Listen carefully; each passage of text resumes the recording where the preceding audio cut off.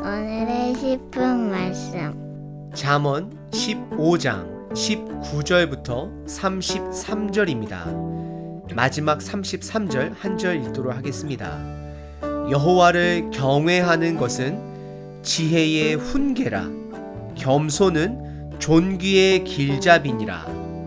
잠언 15장 전반부에서는 지혜로운 자는 하나님의 마음을 품은 자로서 언어 생활과 행동에서 의인의 길을 걷는다라고 가르쳤습니다. 오늘 잠언 15장 후반부에서는 의인의 길과 악인의 길을 다시 한번 비교하고 잠언의 뿌리가 되는 구절 1장 7절의 말씀 여호와를 경외하는 것이 지식의 근본이다를 다시 한번 강조하고 있습니다. 악인의 길과 의인의 길의 비교 그리고 여호와를 경외해야 하는 것은 우리들이 너무나도 잘 알고 있는 원론적인 가르침입니다. 우리는 이 원론적 가르침에 머무는 자가 아니라 그 안에 하나님께서 저와 여러분 개인에게 주시는 특정한 가르침이 있을 것입니다. 그것을 내가 듣고 깨닫는 것이 잠언을 묵상하는 자의 자세가 되어야 합니다. 오늘 잠언을 통해 나에게 최근 하나님께서 계속해서 주시는 그 가르침의 교훈을 듣고 깨닫고 삶 속에서 행함으로 몸부림치시는 하루 되시기를 바랍니다. 오늘 본문은 두 가지 주제로 나눌 수 있습니다. 첫 번째는 전반적인 의인의 길과 악인의 길을 다시 한번 설명합니다. 그리고 두 번째는 여호와를 경외해야 함을 다시 한번 강조하고 있습니다. 첫 번째 부분은 19절서부터 24절 의인과 악인의 삶의 원인과 결과를 보여주고 있습니다. 19절은 게으른 자와 정직한 자를 비교합니다. 게으른 자의 결과는 가시 울타리라 말하고 정직한 자의 결과는 커다란 길이 있을 것을 말하고 있습니다. 결국 게으른 자의 삶은 장애물과 같은 가시 울타리가 많이 있을 것이고 정직한 자의 길은 대로라고 표현하며 곧은 길이 될 것이다 라고 말을 하고 있습니다. 20절에서는 지혜로운 아들은 아버지의 기쁨이고 미련한 자는 어미를 업신여긴다 말합니다. 그리고 이어지는 21절은 20절의 결과로서 지혜로운 아들의 길은 바르다라고 말하면서 19절에 대로와 연결이 되는 것입니다.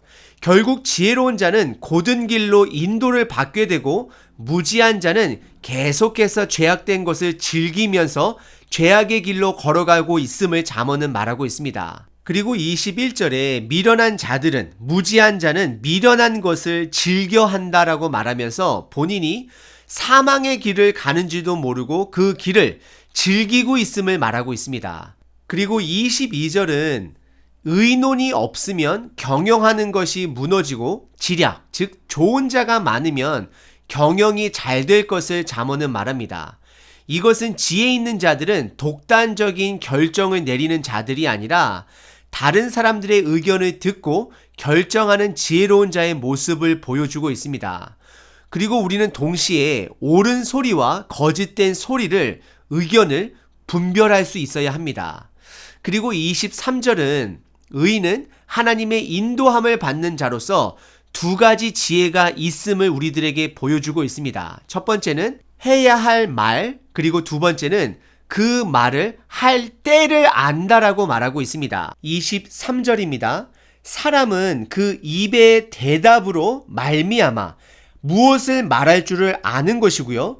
기쁨을 얻나니 때에 맞는 말이 얼마나 아름다운고 그 해야 될 말을 아는 것뿐만 아니라 그 말을 언제 해야 될 그 때를 알므로 그의 말은 너무나도 아름답다라고 말하고 있습니다. 우리들도 무슨 말을 해야 될지를 알아야 하고 그 말 할 때를 깨닫는 지혜가 있어야 하는 것입니다. 그래서 24절은 지혜로운 자의 길은 생명의 길이고 악인의 길은 스올이라 표현하며 죽음의 길인 것을 말하고 있습니다. 오늘 본문의 첫 번째 부분은 의인의 길을 가는 사람들은 정직한 삶을 사는 자들이고 남들의 충고를 들을 수 있는 겸손함이 있는 자들이고 또 말을 할 때에 무슨 말을 해야 할지를 알고 그것을 언제 이야기를 할 줄 아는 자임을 잠언은 말하고 있습니다.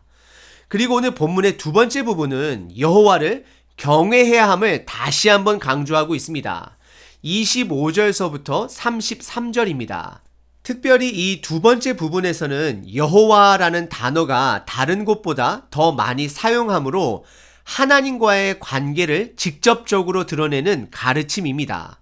25절에 여호와는 교만한 자의 집을 허신다라고 말씀하십니다. 하지만 도움이 많이 필요한 과부는 살피시고 그의 살 길은 지켜주신다라는 표현을 과부의 지게를 정하셨다라고 표현합니다.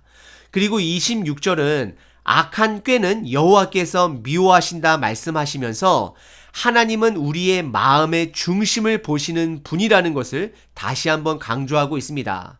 그리고 27절은 이익을 탐하는 자는 자기의 집을 해롭게 하지만 뇌물을 싫어하는 자는 세상의 덫으로부터 보호를 받는다라는 표현으로 죽지 않고 산다라고 잠언은 표현하고 있습니다.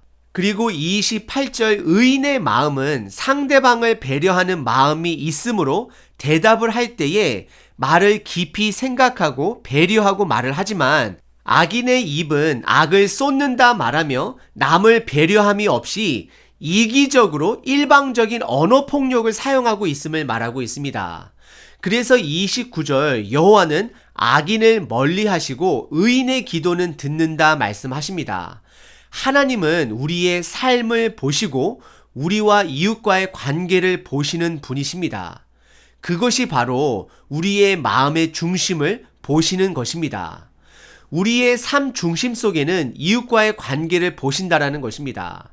예수님도 우리들에게 지극히 작은 자에게 베푸는 선행이 결국 예수님께 한 것이다라고 말씀하셨습니다. 하나님은 우리와 이웃과의 관계를 통해 우리의 마음의 중심을 보시는 분이십니다.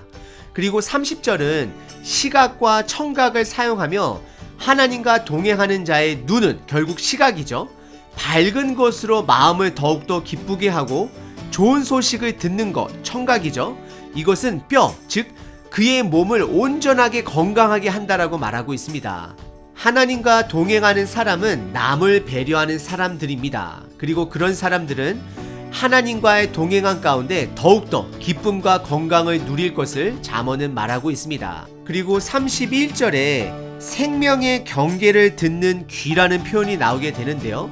이것은 하나님을 경외함으로 하나님의 훈계, 가르침을 듣는 자는 지혜로운 자다라고 말을 하는 것입니다. 그리고 32절 훈계를 받기 싫어하는 자는 자신의 생명을 가볍게 여기는 자다라고 잠언은 말하고 있습니다. 그리고 마지막 33절에서는 결론절로 여호와를 경외하는 것이 지혜의 훈계라 말하고 겸손, 즉 하나님의 가르침을 마음에 담을 수 있는 겸손을 가진 자는 하나님의 존귀가 있을 것을 잠언은 말하고 있습니다. 오늘 본문은 그동안 잠언에서 계속해서 반복했던 가르침들 중 중요한 두 가지를 다시 한번 살펴봤습니다. 첫 번째는 의로운 길과 악인의 길을 우리들에게 선명하게 보여주었습니다. 그리고 두 번째는 하나님을 경외해야 함을 말하고 있습니다. 잠언이 우리가 이미 들은 말씀을 또 강조하는 것은 우리의 실질적인 삶을 그렇게 살아야 됨을 다시 한번 강조하고 있습니다. 의인의 길 그리고 하나님을 경외하는 삶을 살기 위해서는 그분의 가르침을 겸손하게 듣는 자 그리고 그것을 진지하게 삶 속에서 실천하는 자들입니다. 오늘 본문 말씀은 다시 말씀드리면 원론적인 가르침입니다. 하지만 하나님께서는 분명히 여러분들 개인들에게, 여러분들 가정에, 우리 교회에 특정한 가르침을 주시는 것이 있을 것입니다. 그것이 무엇인지를 깨달을 수 있는 것이 바로 우리들이 해야 되는 역할인 것입니다. 그것을 깨닫고 그 가르침을 겸손히 마음에 담아 삶 속에 순종하시는 저와 여러분 되시길 바랍니다.